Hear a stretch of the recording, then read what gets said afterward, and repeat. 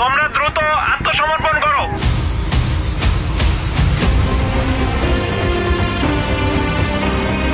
যখন দেশ জুড়ে অস্থিরতা, বিশৃঙ্খলা ও সহিংসতার ঢেউ ছড়িয়ে পড়ে, তখন গোটা জাতিকে আশার আলো দেখায় বাংলাদেশ সেনাবাহিনী।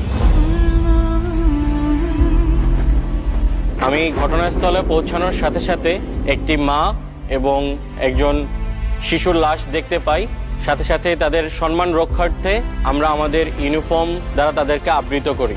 তারা এই যে আমার ইউনিফর্মকে বিশ্বাস করেছেন, বাংলাদেশ সেনাবাহিনীকে বিশ্বাস করেছেন, এটাতে আমি গর্বিত।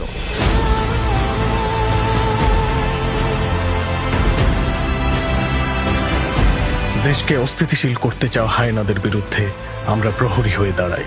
সন্ত্রাসীদের জন্য বাংলাদেশে কোনো নিরাপদ স্থান থাকবে না, সেইভাবে আমরা বিভিন্ন অভিযান পরিচালনা করে আসছি এবং সেভাবে অভিযান পরিচালনা করব।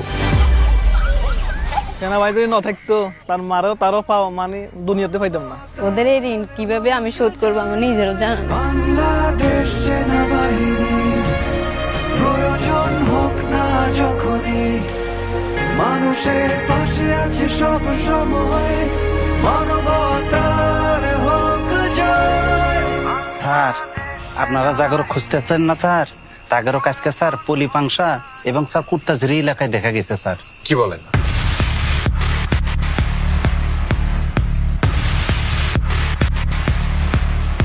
স্যার, আমরা একটা ক্রেডিবল ইনফরমেশন পেয়েছি স্যার। আগামী 7 দিন ওরা এই এলাকায় থাকবে স্যার। Message copied. আমরা এখনই প্রস্তুতি নিচ্ছি।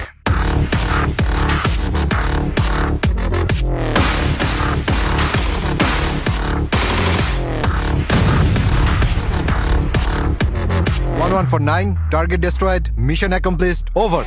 আমি সৈনিক, আমি বাংলাদেশের, আমি নির্ভীক, আমি লাল সবুজে। আমি কেন সেনাবাহিনীতে?